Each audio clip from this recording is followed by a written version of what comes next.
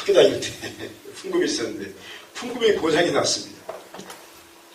그래가지고 이제 급하니까 이제 오늘 저녁에 행사해야 되는데 큰일 났어요. 수리용 불러가지고 가는데 도저히 오늘 못 고칩니다. 일주일 걸립니다. 그러니까 이제 이 모울이라는 사람이 너무 이 목회자가 마음이 답답해가지고 어떻게 하면 좋나 막 낙심도 하고 막 그러면서 이제 그러면서 밖에 나가서 이렇게 밖에 밤 풍경을 보는데 너무 고요한 거예요. 우리 소리교회처럼 밖에 나가면 고요하잖아요. 얼마나 고요한지. 그래서 그때 이제 영감을 받아서 시를 한 편 썼습니다. 그리고 나서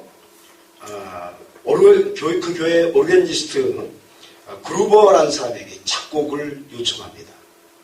그래서 태어난 곡이 뭐냐면 고요한 밤 거룩한 밤 우리가 불렀던 그 찬양입니다. 모울이라는 사람이 풍금 고장 나가지고 낙심하다가 밖에 나가서 너무 고요한 거라서 야 이게 정말 이게 성탄의 밤 아닌가. 그래서 영감 써서 고요한 밤 거룩한 밤 썼는데 지금 얼마나 많이 불립니까? 아마 성탄곡 중에서 이 찬양처럼 찬송처럼 많이 불리는 곡이 없을 거예요. 그래서 아주 애창곡이 되었다. 그러니까 우리의 환경은 지금 오래가지고 고장나가지고 행사를 못하게 생겼는데 그 마음을 하나님께서 받으시고 그 찬양으로 영광 받으시기 믿습니다.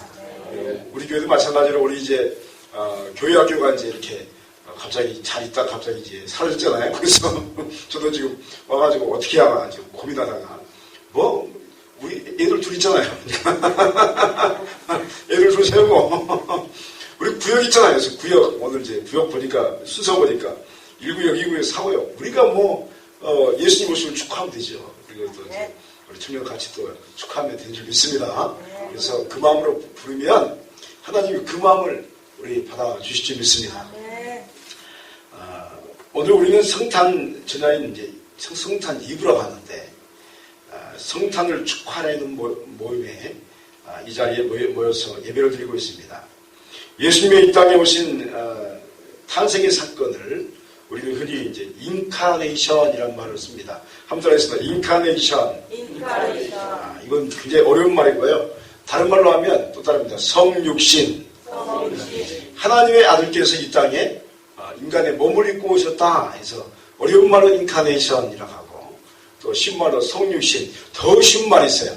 그게 뭐냐면 따라합니다. 성탄절. 쉽죠? 성탄절. 예수님께서 육신을 입고 태어나셨다. 그래서 성탄의 그 절기라고 합니다. 예수님은 하나님의 아들이셨습니다. 하나님의 아들이라는 사실은 예수님이 바로 하나님이시다라는 그런 의미를 갖습니다. 예를 들어서 애가 태어났는데 얘는 내 아들이다 라는 것은 다른 말로 하면 내가 사람이기 때문에 너도 사람이다 그런 뜻이에요.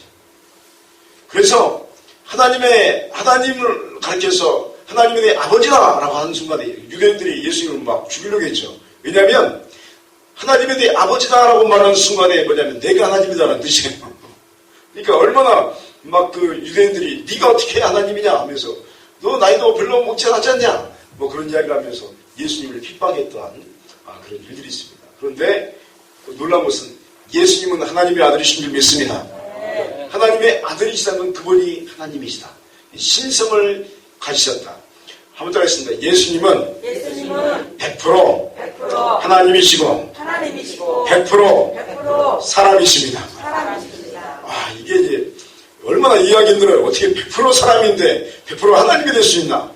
그런데 이거를 우리가 부인할 수 없어요. 성경은 그 이야기를 계속 하니까 이걸 하다가도 부인하면 이단이 됩니다. 그래서 예수님이 하나님이시고 동시에 인간이신데 완벽하시다.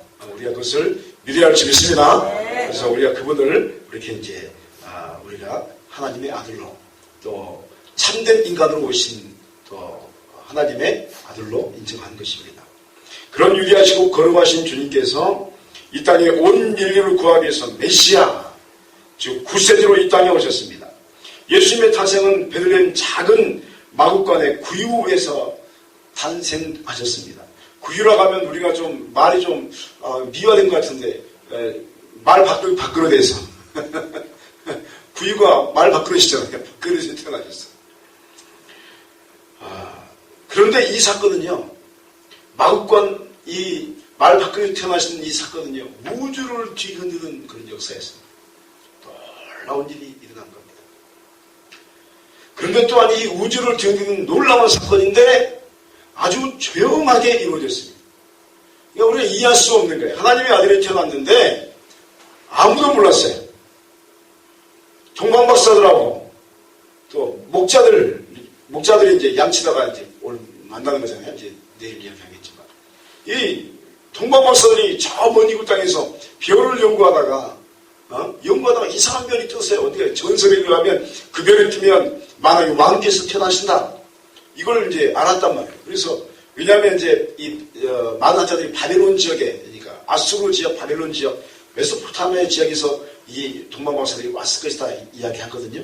그러니까 이 메소포타미아 지역은 뭐냐면 이스라엘 백성들이 포로로 끌려간 지역이에요. 그러니까 하나님을 모르던 땅에 하나님을 알던 사람이 살기 시작했어요. 유대인들이 다 돌아온 게 아닙니다. 그 땅에 지금도 살고 있었어요. 예수님 당시에도. 그래서 아마 추정하기는 그 후손들 중에 한 사람이 연구를 하다가 별을 연구하다가 예언의 말씀대로 이게 이상한 별이 떴단 말이에요. 그래서 그 별을 따라서 이제 몇 개월 여행을 하게 됩니다. 그러고 나서 예루살렘 한번 뒤집고 그리고 이제 이곳으로 베들레헴으로 오게 됩니다. 오늘은 특별히 이상한 별의 인도를 따라서 먼 나라에서 왕의 탄생을 축하하기 위해서 순례 여행을 했던 동방박사들의 이야기를 저희들이 읽었습니다. 이들은 드디어 아기 예수님을 만났습니다. 자신들을 인도하던 별들이 문득 아기가 있는 곳에 머물러 있었습니다. 동방박사들이 이 별이 멈추는 걸 계속 움직였는데 멈추는 걸 보고 너무 기뻐하는 거예요. 야, 별이 멈췄다. 신기하게 그 별이 예수님이 있는 곳을 빛을 비치는 거예요. 그래서 그 안에 들어갔더니 성모 마리아도 있고 아기 예수님이 이렇게 한 곳에 쌓여 있는 거예요. 그래서 거기에 이제 엎드려 경배한 겁니다. 그리고 세 가지 예물을 드립니다. 황금과 유향과 몰향. 함께 하겠습니다. 황금, 유향, 몰향. 여러분 유황 그러면 안 됩니다. 유황이면 예수님이 불못에 빠지는 거예요. 이게 유황이라고 하면 안 돼. 유황 불못 지옥 그러잖아요. 그래서 그렇게 제가 옛날에도 말했는데 주보에 황금 유향 몰량으로 전화했는데 황금 유황 몰량으로 써가지고 아주 난리가 났어요. 교회들이 어떻게 예수님을 유황 불못에 빠뜨리냐고. 유황이 아니고 유향인 줄 믿습니다. 유향, 몰향 세 가지 예물을 드렸습니다. 황금은요, 예수님께서 이 땅에 왕으로 태어나셨다. 그런 신앙 고백입니다. 따라합니다. 예수님은 왕이십니다. 또 하나 보니까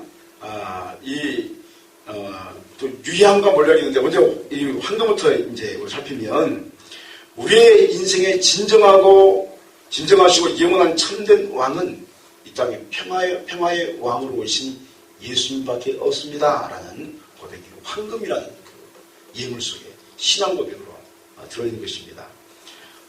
우리가 인생 살아가면서 우리가 많은 고민을 하죠. 내 인생의 주인은 납니다라는 착각을 참 많이 합니다. 저도 착각하고 여러분도 착각합니다. 우리가 아무리 배워도 도루묵이에요. 도루묵.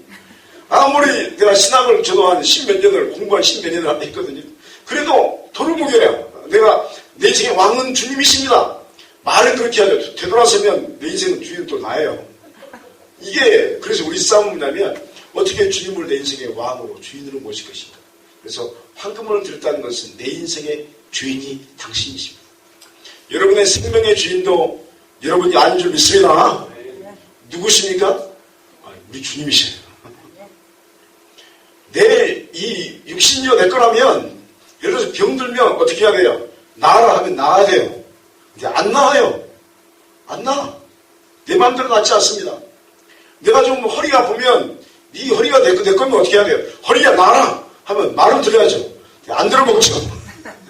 도대체 안 들어먹어요. 왜냐하면 내게 아니고 누구 거예요? 하나님의 거예요. 우리 주님의 거예요. 그래서 주님이 잠깐 빌려주신 거예요. 여러분의 영혼도 여러분에게 맡겨주신 거고 여러분의 육체도 맡겨주신 줄 믿습니다. 그래서 내 인생의 왕은 주님이십니다 라는 고백을 할 때에 진짜 역사가 우리 안에 그 참된 역사가 일어나게 되는 것입니다. 둘째로 보니까 유향은 신성을 의미합니다. 따라합니다. 유향은 신성을 의미합니다. 다시 말하면 이 땅에 사람의 육신을 입고 오신 아기 예수님이 우리의 눈에 보기에 사람인데 동시에 하나님이시다. 예수님만이 하나님이십니다. 그런 고백을 한 겁니다. 그래서 하나님의 신성을 가진 아들께서 이 땅에 오셨습니다. 그런 고백을 하는 거예요. 그러므로 우리가 한 가지 분명히 해야 할 부분은 예수님은 완전하신 하나님이시요 또한 완전하신 사람이셨다. 그래서 복음서를 읽다 보면 물리로 걸어가시죠. 사람이 물리로 걸어갈 수 있나요? 제가 그런 사람 못 본 것 같아요. 제가 서커스한테도 가봤는데 물리는 못 걸어가더라고요. 물리는 못 걸어가요. 물을 포도주로 바꿀 수 있나요? 사람 그건 못해요. 예수님이 물이 비나요? 포도주로 바꾼 줄 믿습니다. 그런 신성도의 역사를 일으키셨죠. 그런데 또 사부에서 보면 예수님이 육신을 가지고 있기 때문에 피곤하셨어요. 배 고물에서 주무셨어요. 너무 피곤하니까. 파도가 쳐서 난리가 나는데도 예수님은 그냥 우리말대로 그냥 코 고시면서 주무시는 거예요. 너무 피곤하니까. 육신을 가시겠다. 그리고 너무 슬퍼하시기도 하고 애통해 하시기도 하고. 그래서 이 유향을 드리면서 우리의 진짜 하나님은 예수님밖에 없습니다. 따라합니다. 나의 하나님은 예수 그리스도이십니다. 이 고백이 유향 속에 들어있습니다. 세 번째는 몰약이라는 것을 또 예물로 드리는데 몰약은 죽음을 의미합니다. 따라합니다. 몰약은 십자가에서 죽으심을 의미합니다. 몰약은요, 다시 말하면 우리가 죄가 너무 많은데 죄가요 사람을 불행하게 합니다. 죄가 들어오면 파괴시킵니다. 죄가 가정에 막 들어오기 시작하면 가정이 파괴돼가지고 되고요. 죄가 우리 마음속에 들어오면 우리의 영혼이 파괴돼버려요.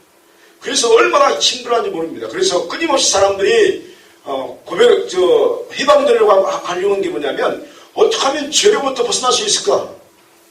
불교의 스님들도 몇백 사념하면서 그 죄로부터 벗어나려고 하는데 안 되잖아요. 다른 많은 종교들이요 자신의 노력으로 죄로부터 벗어나면 안 돼요. 죄가 사람을 이미 지배하고 있기 때문에 사망의 권세가 우리를 잡고 있기 때문에. 왜 그렇죠? 아담이 죄를 지어서 우리가 그의 후손으로 태어난 겁니다. 그래서 이 땅에 나 대신 죽으시려고 오신 분이 누구시죠? 예수님이 있습니다. 예수님이 나를 위해서 내 죄를 위해서 대속하려고 죽으시러 오셨고 온 인류의 죄를 대속하려고 이 땅에 오신 줄 믿습니다. 이게 뭐냐면 이 몰약이 예수님이 인류의 죄를 위해서 대속하시러 오신 어린 양이십니다. 메시아이십니다. 주께서 바로 아사셀이십니다. 이런 고백을 한 겁니다. 이 고백이 세 가지 고백을 한 거예요. 그래서 이 고백을 하면서 우리가 이 고백 속에서 우리가 뭘 알게 되냐면 하나님 우리 주님께서 나를 위해서 대신 죽으셨는데 나도 그와 같이 주의 길을 걸어가겠습니다. 고백이 할 줄 믿습니다.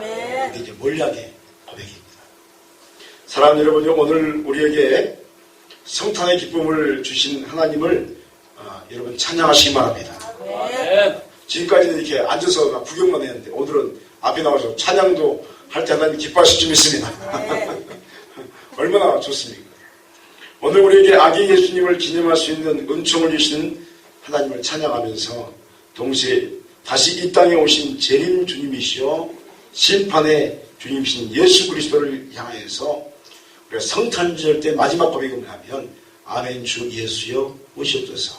한번 들었습니다. 아멘 주 예수여. 아멘 주 예수여 오시옵소서. 오시옵소서. 이 고백으로 이 행사를 치르는 겁니다. 이 예배를 드리는 겁니다. 그래서 이 황금과 유향과 몰약의 신앙을 고백가지고 그리고 흔들리지 않고 정말로 하나님이 나의 인생의 왕이십니다. 예수님만이 나의 하나님이십니다.